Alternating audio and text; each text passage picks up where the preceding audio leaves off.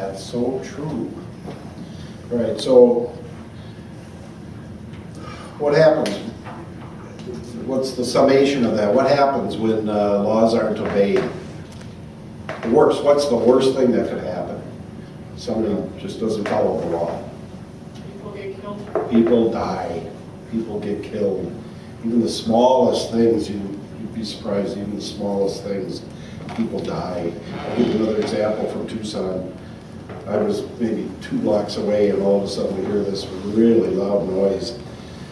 Guy went right through his windshield. He was going through an intersection. They have all their streets are laid out on a big grid, and some guy went through an intersection on a red and caused, I know there was 1 death. My friend went over to comfort the guy as he died. I mean, that's just as simple as that, you know. You say you didn't stop at the sidewalk where you're supposed to. You stick your nose out, he swerves, hits the other guy, there it is, he's dead. Just that simple thing. That's why it's so important that you follow the laws. And that's just an example. The other one I gave you a little earlier is, you know, you're going over the hill and that person's not paying attention and they're drifting over. I still cringe at hills. I'm going up that hill and I'm over to the right.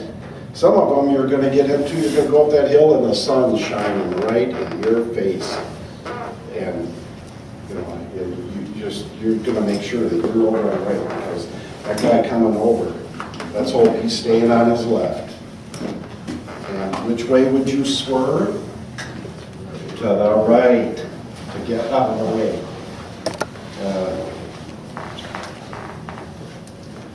Is ignorance an excuse? No. They won't. Oh, I didn't know that, law officer. Oh, that's good. Here's your ticket. Yeah, that's how that works. Oh, I didn't know that was what it was. Oh, no, too bad. You're supposed to know. You're supposed to know all the laws of everything. There it is. Okay, right of way. Let's go to the next one here.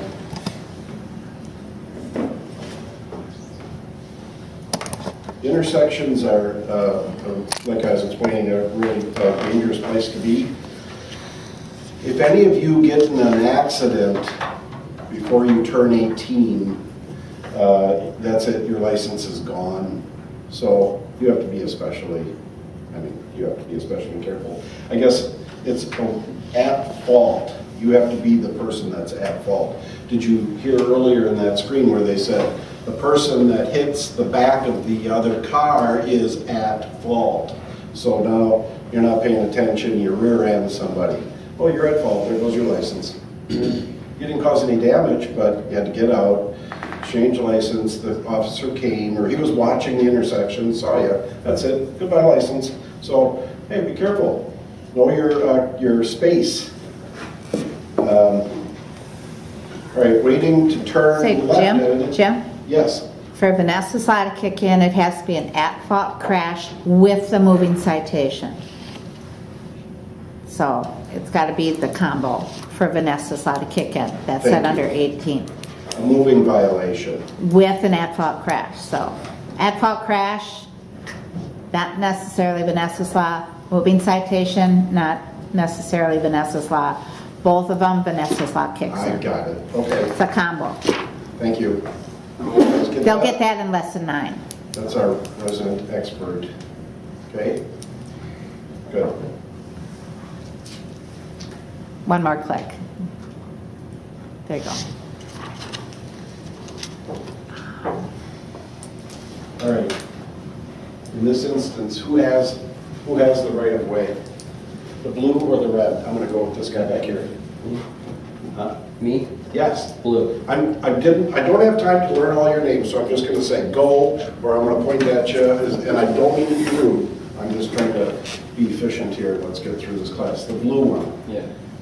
You're correct. What would, when in doubt, wait it out, right? What if that car was way back? He could go probably, right? But as it is, in this picture, he's close enough that you just wait. And there might be 10 cars behind him, and you just continue to wait. All right.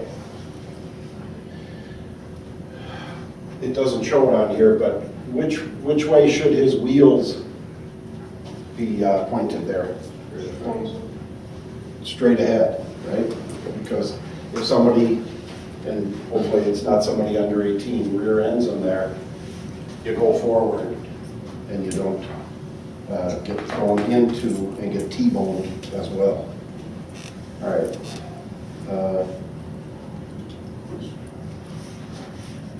Let's go to the second one here. Drivers joining traffic will need a larger gap than those crossing traffic. So what they're saying is when you're gonna take a right or a left, you don't want to cut somebody off or cut in ahead of them. And I've seen some people are really afraid and they wait forever for the car to go past, but then they've got nobody tailgating them, which is nice.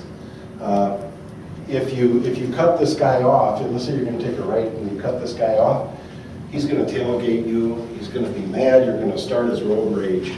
You don't want to do that. You want to get out only if you have plenty of time and or wait for him to pass and then pull into the traffic. And the same thing if we're going this way, if you got to go across, that's probably the most dangerous is going straight across, because when you're looking left, right, left, and you're crossing 2 lanes of traffic. So when in doubt, wait it out. Always scanning the intersection for pedestrians and bicyclists. Am I supposed to click here? Mhm. All right. Let's go to the one on the left. Who has the right of way in this instance? Which color car? Or which color cars? Anybody? Blue and purple, that's correct. And why? Because there is no stop signs for on their road, it's only for orange. Correct. All right, somebody else. Who has the right of way here?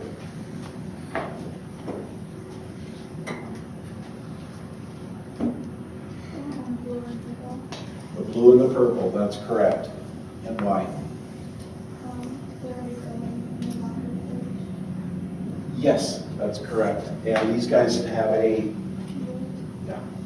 And yield has the potential, what's the difference between yield and merge? Yeah. A yield means slow down. And possibly, right. So these might be, okay, yield to cross traffic, and you might just have to stop. Whereas merge, you're not necessarily going to have to stop. It's kind of like, actually, you don't want to have to. Okay. Another example. 4-way stop. Do you think this guy's going to pass his test? Where did he stop? He's way out there. Okay. Yeah. Who has the right of way here? Let's say. Generally, let's do it this way. Generally, who has the right of way at a 4-way stop intersection? The purple person, because they're already going, which means they got there first Well, I'm going to assume he's stopped. at the same time. Let's say they all got there at the same time. Only he pulled up a little too far. Then what would you say? What's the general rule at a 4-way stop? Who has the right of way? You're getting warm. Your person to your right. That's correct. So, well, they'd all be sitting there looking at each other, and what's the most important thing when you're driving? Communicating, right? Communicating with one another. So 3 people all going to be sitting there looking at each other. This guy's probably going to look to this guy, and he's going to sit there and just let him go. Kind of, you go. That way it gets it started. Then this guy can go, and then that guy would go. Now, there's other we don't teach it, but there's other ways of dealing with that. But, but generally, it is, the guy to the right has the right of way, okay? Does that make sense to everybody? Yeah? Okay. And it's all about that communication at that four-way stop. Some people just won't go until they're the fourth one to go. The 4 cars, they simply will just sit there. And it's like, well, you go ahead, you're trying to be nice. Well, they aren't going to move. They're going to wait until everybody else is gone, then they know for sure it's their turn. And you'll see that. So, but that's the communication I was talking about.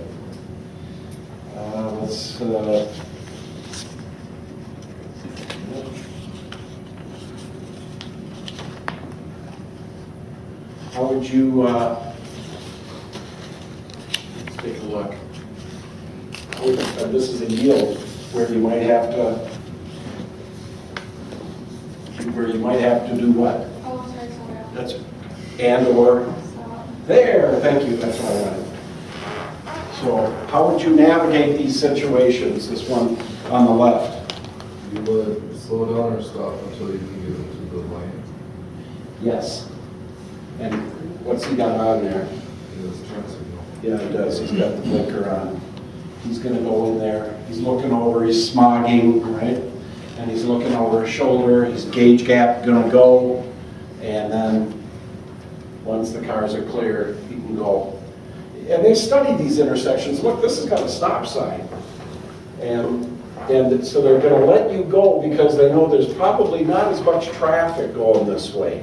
So they're saying, all right, you can kind of circumvent that light. We aren't gonna require that you take a right turn here. We're gonna put in, because there's so much traffic going right. So we figure you people can yield into the lane of traffic there and go. And not dummies, the guys that design these, they're engineers. And how about this one? How would you navigate this situation?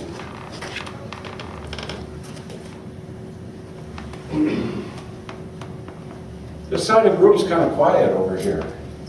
Do we want to take a guess? You would look to see if there's a train coming, and if there is, you would stop. That's right, and you would yield. I don't know if you've ever ridden a bus, any of you, but if you have ridden a school bus to school, they are required to stop at every crossing, every railroad crossing, and then they're also required to open up their doors and their window on the driver's side. Why do you suppose they do that?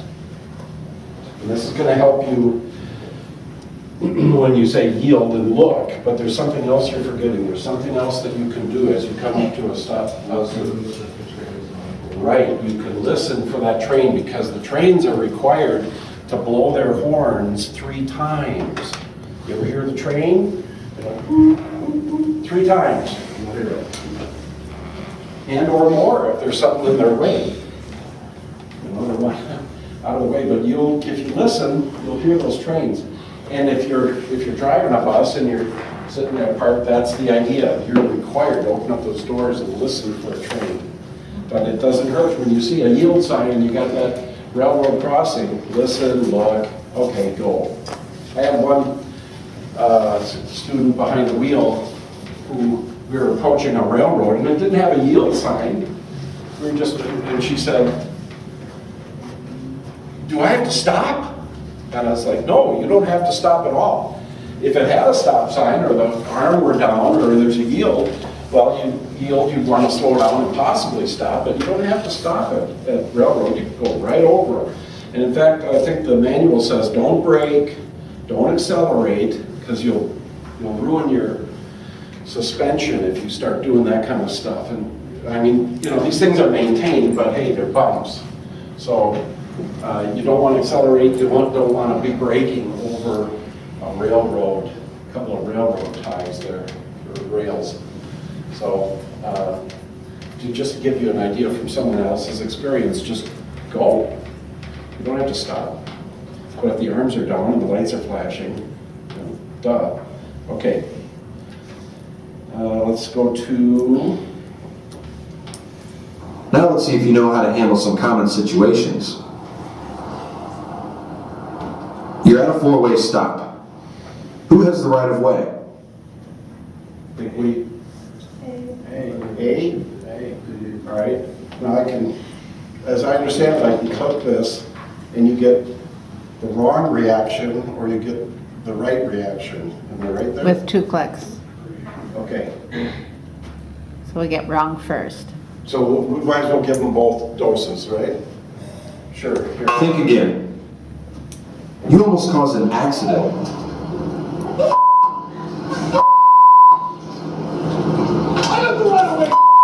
And you really ticked that guy off.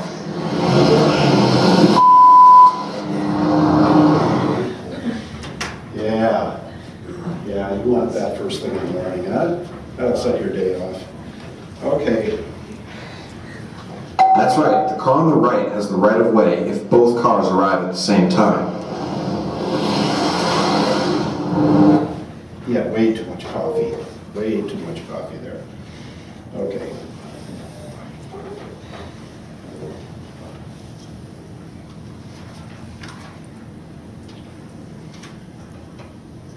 All right, let's look at passing on the right.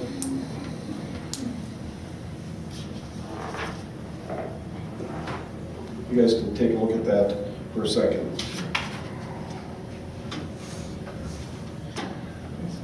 The blue car is waiting to make a left turn,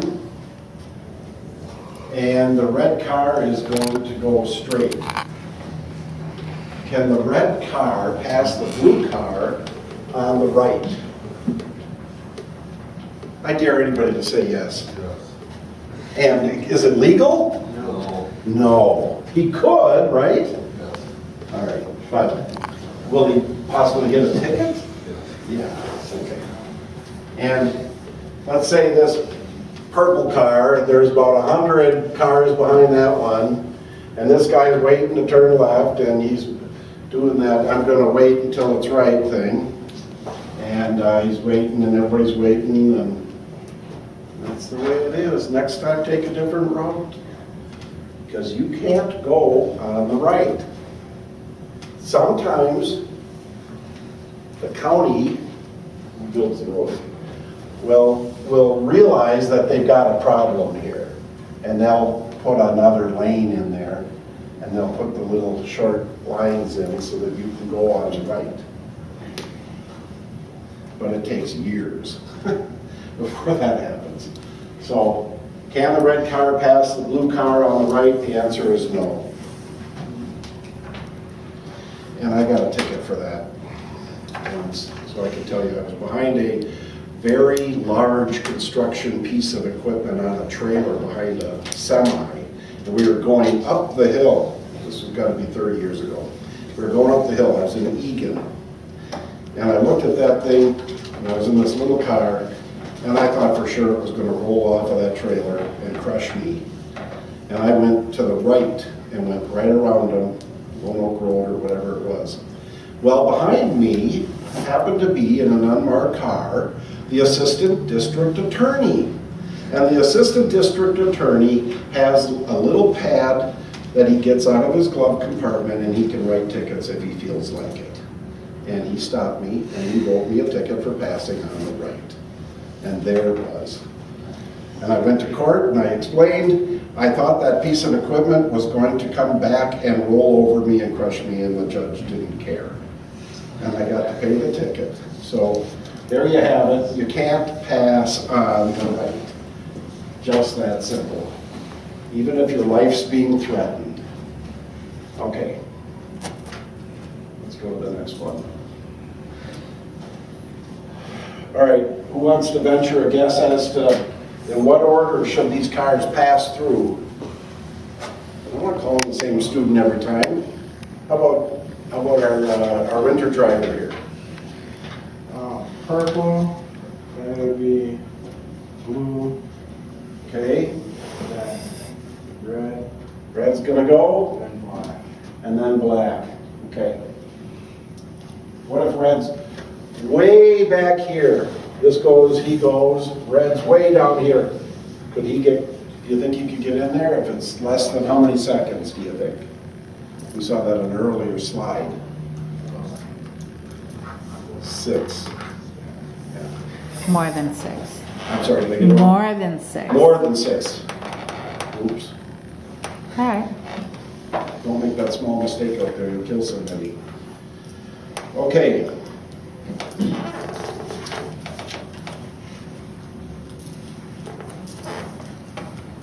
And